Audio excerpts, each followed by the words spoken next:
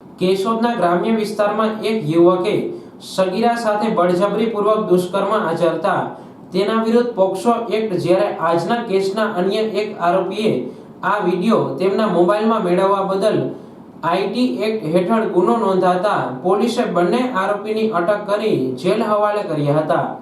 આ ઘટના અંગે મળતી વિગત મુજબ કેશોદના ગ્રામ્ય પંથકમાં એક સગીરાને તેના જ ગામના યુવકે પ્રેમ જાળમાં ફસાવી તેની ઈચ્છા વિરુદ્ધ બળજબરીપૂર્વક દુષ્કર્મ કર્યું હતું અને આ યુવકે બદકામનો વિડીયો ઉતારી તેના મિત્રને વાયરલ કર્યો હતો।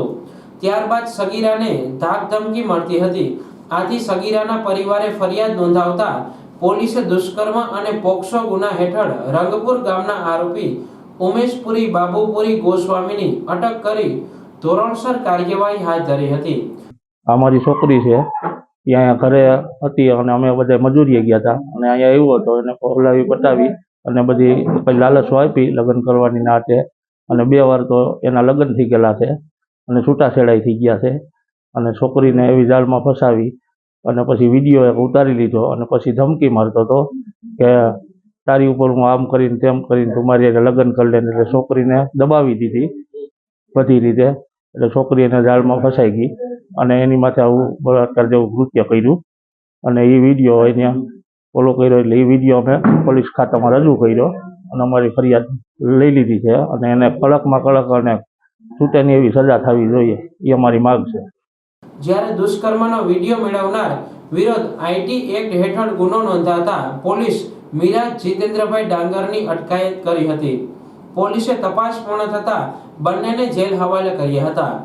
આ ગુનાની તપાસ કેશોદ પીઆઈ એબી ગોહિલ ચલાવી રહ્યા છે। વિસ્તારના રંગપુર ગામનો એક બનાવ જાહેર થયેલ છે।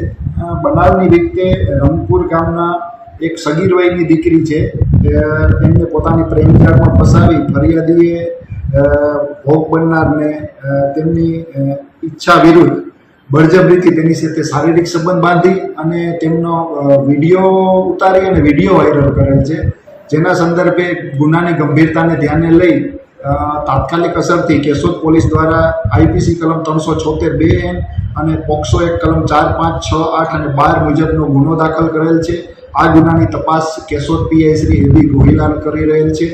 તેમજ આ ગુનાનો જે આરોપી છે ઉમેશપુરી બાબુપુરી ગોસ્વામી રંગપુર ગામના તેમને તપાસ અધિકારી દ્વારા હસ્તગત કરવામાં આવેલ છે અને હાલ આ ગુનાની ઊંડાણપૂર્વક તપાસ કેશોદ પીઆઈ શ્રી કરી રહેલ છે।